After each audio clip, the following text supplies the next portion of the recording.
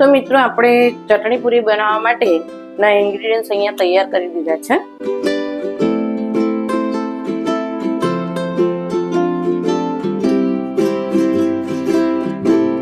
અહીંયા મરી પાવડર છે, અહીંયા શેકેલા જીરાનો પાવડર ઘરે જ બનાવેલો છે, સંચળ છે, કોથમીર સર્વ કરવા માટે, ગ્રીન ચટણી મેં આપણે પહેલા જે વિડીયો બનાવેલો છે તમે જસુપ્રિયા કુકબુક ચેનલમાં જઈ અને જોઈ શકો છો. ગ્રીન ચટણી બનાવી છે. અહીંયા આપણે એક બાઉલ મેં કોથમીર લીધી હતી, એક લીલું મરચું કટકો, એક અડધો ઇંચ આદુ અને લીંબુ અને ખાંડ એની આપણે અહીંયા અને સંચળ એની આપણે અહીંયા ગ્રીન ચટણી બનાવી છે. અહીંયા આંબલી અને ગોળ ખજૂરની ચટણી બનાવી છે, એ પણ મેં બનાવેલી જ છે અને વિડીયો આપણો ત્યાં મૂકેલો જ છે. બંને ચટણીઓ બનાવી અને તૈયાર રાખશો તો આ રેસીપી બનાવવાની આપણને ખૂબ જ સહેલી બની જાય છે.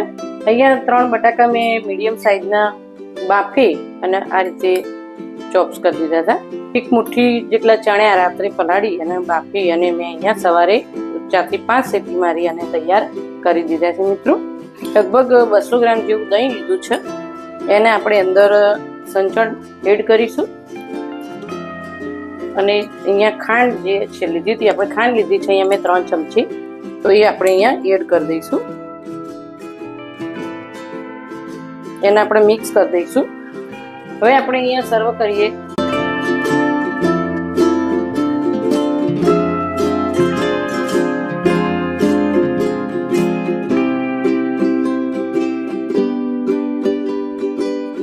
પ્રિપરેશન આપણે પહેલા કરેલું હોય તો ખૂબ જ ઝડપથી આ વસ્તુ થઈ જાય છે. આંબલીની ચટણી એડ કરશું મિત્રો.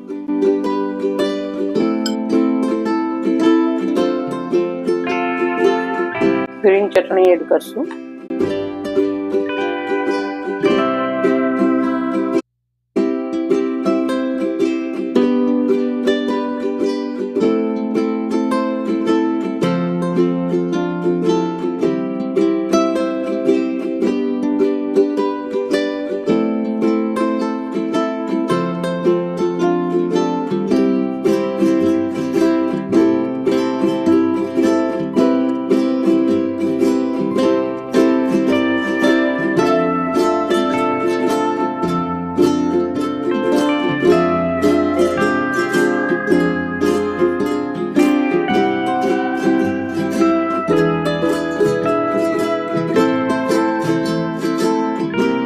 તો ખૂબ જ સ્વાદિષ્ટ અને હેલ્ધી પણ છે.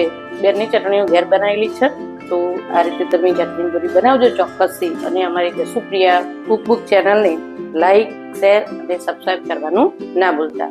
ફરી મળીશું આવી જ એક નવી રેસીપી સાથે. Thank you.